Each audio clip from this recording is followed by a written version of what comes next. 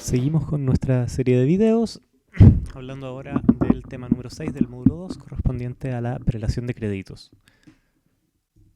La prelación de créditos corresponde a la forma en que el Código Civil distribuye los bienes del deudor cuando estos resultan insuficientes para pagar la totalidad de las deudas asumidas por este.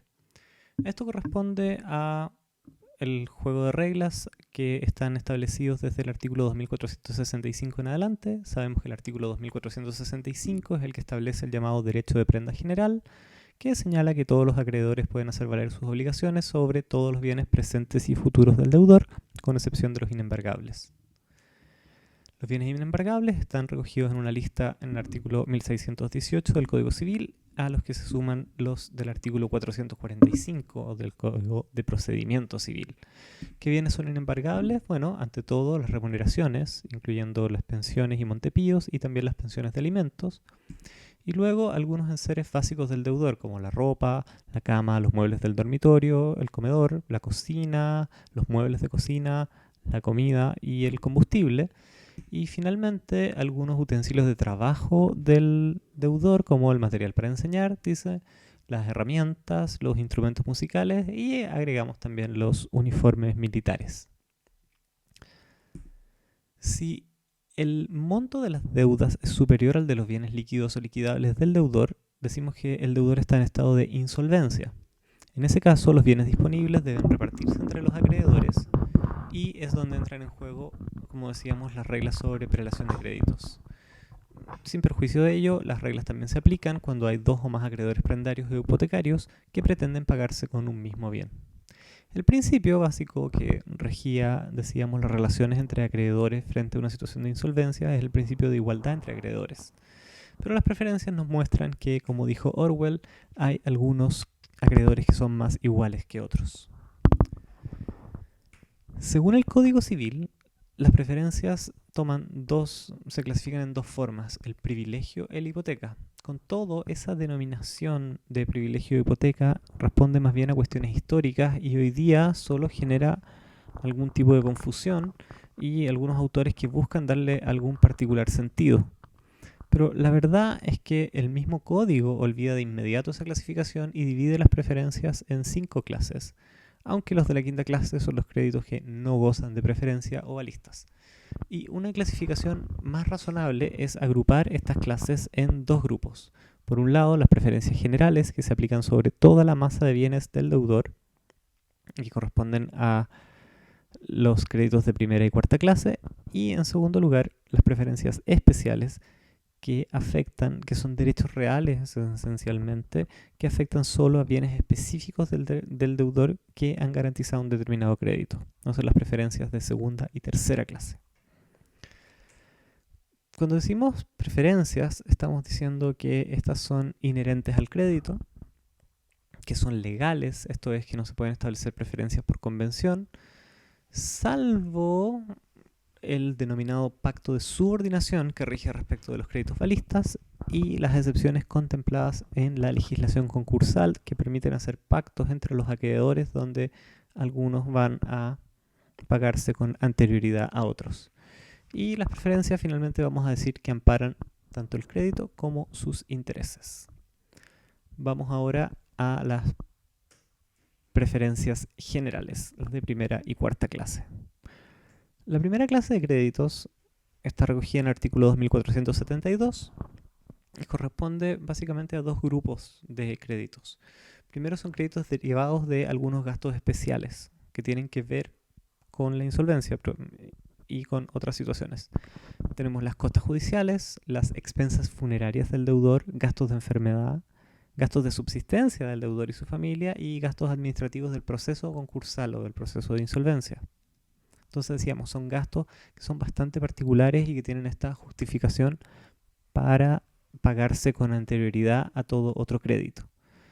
Y un segundo grupo de créditos que están beneficiados con esta preferencia son créditos derivados de cuestiones laborales. Tenemos las remuneraciones de los trabajadores que aparecen en el número 5 del artículo 2472, los créditos del fisco contra las AFP, y las indemnizaciones legales y convencionales de origen laboral. Finalmente tenemos un último crédito que goza de primera clase, que son los créditos del fisco por impuestos de retención y recargo. Acá siempre se tira alguna broma con que el fisco siempre tiene alguna forma de privilegio, pero en este caso es una preferencia que está bastante justificada porque los impuestos de retención y recargo teóricamente corresponden a sumas que el contribuyente debe pagar sí o sí al fisco. Son más bien sumas que como su nombre bien dice, el contribuyente solamente está reteniendo a nombre del fisco, pero no está pagando a partir de su propio ingreso. La primera clase de créditos prefiere en el orden de su numeración, de acuerdo al artículo 2473, y prefieren en el pago a todos los demás créditos. Aquí hay algún par de cosas que decir. Si recaen sobre una misma especie que una prenda o hipoteca, esas garantías los excluyen, salvo que los demás bienes del deudor sean insuficientes para pagar todos los créditos de primera clase. Eso está a propósito de la prenda y de la hipoteca, los artículos 2476 y 2478.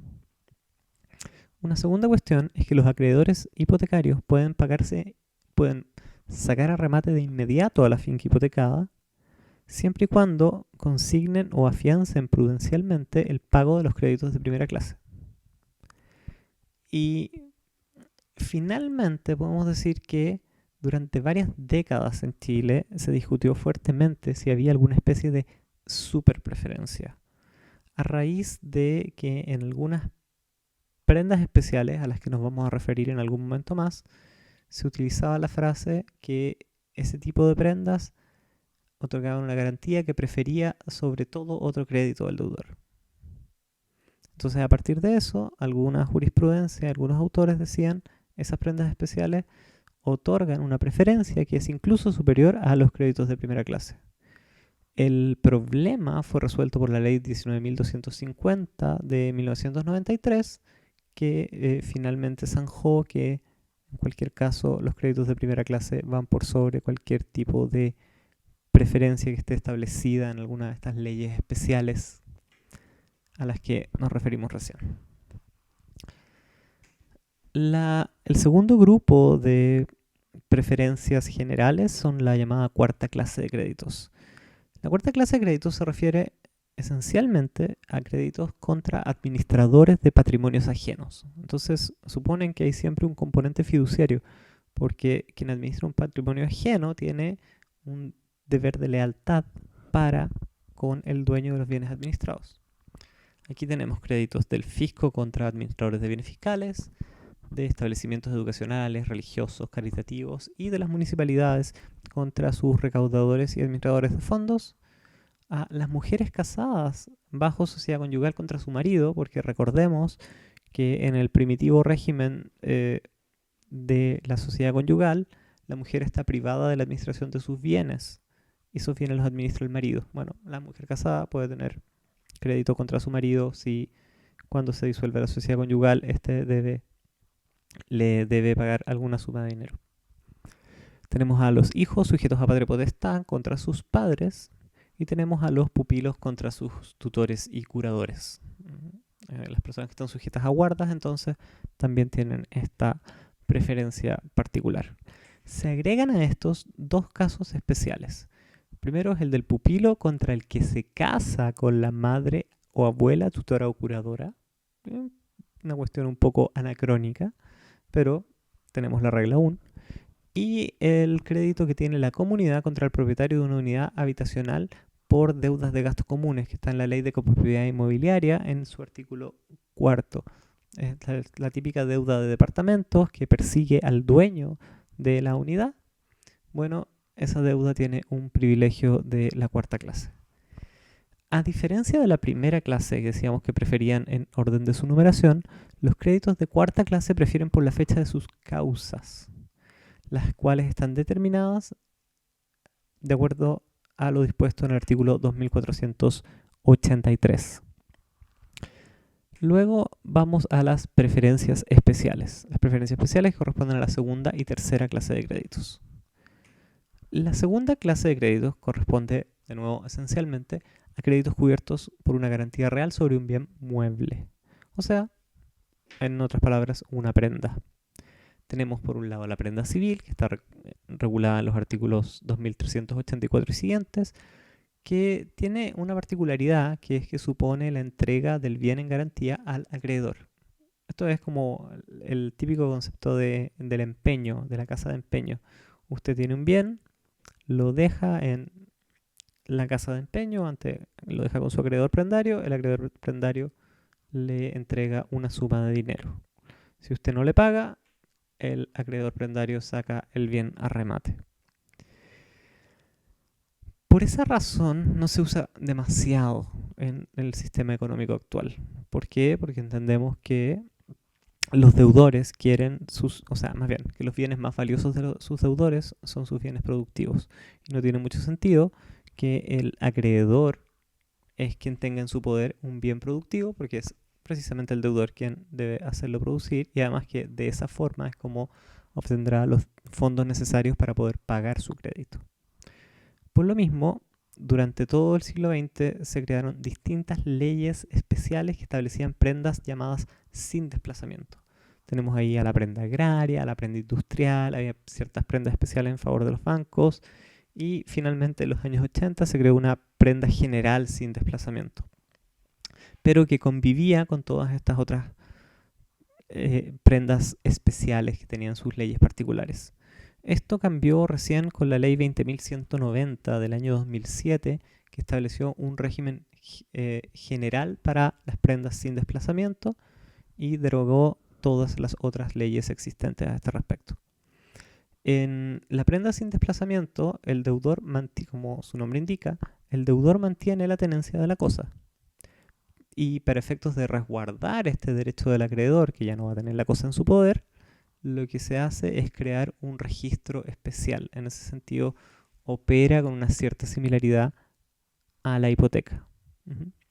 Y preferirán porque ahora se pueden tener varias prendas respecto de un mismo bien, prefieren por el orden de su inscripción, por la fecha de inscripción.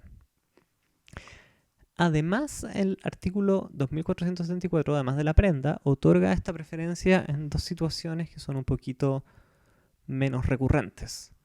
La primera es el crédito del posadero sobre los efectos del deudor introducidos en la posada, mientras permanezcan en esta por deudas de alojamiento, expensas y daños.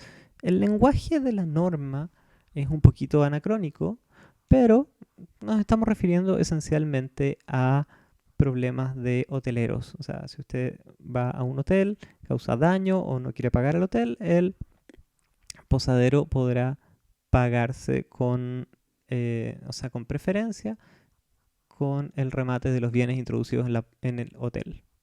Así que si usted quiere ser como esas estrellas de rock de los años 80 que destruían las piezas de hotel, bueno, cuídese de no dejar efectos valiosos al interior del establecimiento o sáquelos rápidamente antes de que la gente se dé cuenta de que usted destrozó el lugar.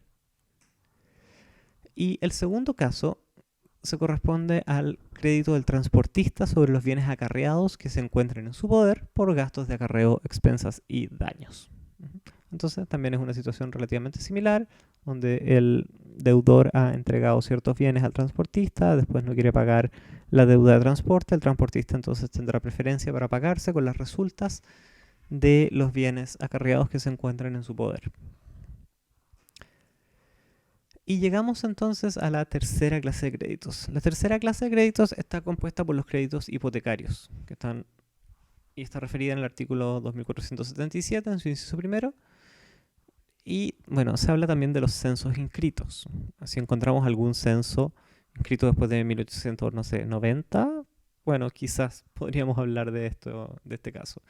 El texto de Ramos Paso también hace referencia al derecho de avío minero, que también es un caso bien particular, y a la hipoteca de aeronaves, a la cual no nos vamos a referir porque es un régimen bastante especialísimo y respecto a un número de bienes muy, muy menor dentro del ordenamiento jurídico chileno.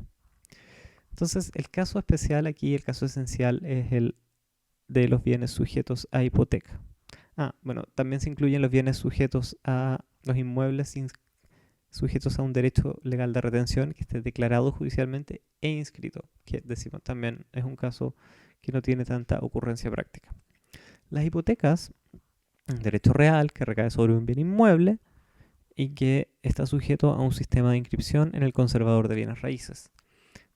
Esa inscripción permite que se puedan inscribir varias hipotecas respecto de un mismo bien y por lo mismo hay que establecer una prelación entre esas hipotecas. La prelación entre hipotecas se realiza según la fecha de su inscripción. Los créditos que tienen esta garantía hipotecaria se pagan con el producto de la finca hipotecada, como dijimos al comienzo, excluyendo a todo otro crédito, salvo a los de primera clase, si los demás bienes del deudor fueren insuficientes. Y aquí es donde también entra esta otra regla especial que hicimos mención, de que los acreedores hipotecarios no tienen que esperar el pago de los créditos de primera clase, sino que pueden afianzarlos o consignar una suma prudencial para el pago de estos y sacar a remate de inmediato la finca sin tener que pasar por todo el otro procedimiento. Entonces, en ese sentido, también es una garantía que otorga una cierta ventaja de rapidez a los acreedores que gozan de ella. Con eso, entonces, cubrimos todos los créditos que están sujetos a preferencias. Y finalmente tenemos los créditos que no tienen preferencia, que son los llamados créditos balistas o quirografarios. Aquí incluimos a cualquier crédito que no otorgue preferencia alguna. Y también incluimos al remanente de los créditos preferentes de segunda y tercera clase que no hayan sido cubiertos por el precio obtenido por la cosa dada en garantía. Si, por ejemplo, si usted tiene un bien que vale 100 millones de pesos, una deuda por 100 millones de pesos y el inmueble que tenía una hipoteca salió a remate y obtuvo solo 80 millones de pesos, bueno, esos 20 millones que nos alcanzan a pagar con las resultas del remate se convierten en créditos balistas o quirografarios. Quirografario es sinónimo de manuscrito, se refiere al crédito que simplemente consta por escrito y que no tiene ninguna otra preferencia. Ese es el origen de ese término. Una particularidad de estos créditos, que fue una reforma reciente del Código Civil, es que respecto de ellos se permite el llamado pacto de subordinación que está regulado en el artículo 2489, que es una forma de crear convencionalmente una preferencia, pero que solo rige respecto de créditos balistas. Entonces solo entre créditos balistas, entre acreedores de créditos balistas, se pueden generar estos pactos donde uno se pagará con preferencia a otro y ese pacto, bueno, obviamente como contrapartida tendrá que se afianza o se garantiza de alguna otra forma el pago del acreedor que ha aceptado ver su crédito subordinado. Con esta acotación entonces terminamos todo lo correspondiente al módulo 2 sobre responsabilidad contractual. Y empezamos la próxima clase con el módulo 3 sobre responsabilidad extracontractual. Tengan un buen estudio y nos vemos, aquí no nos vimos en este video, pero nos veremos pronto en otro. Chao.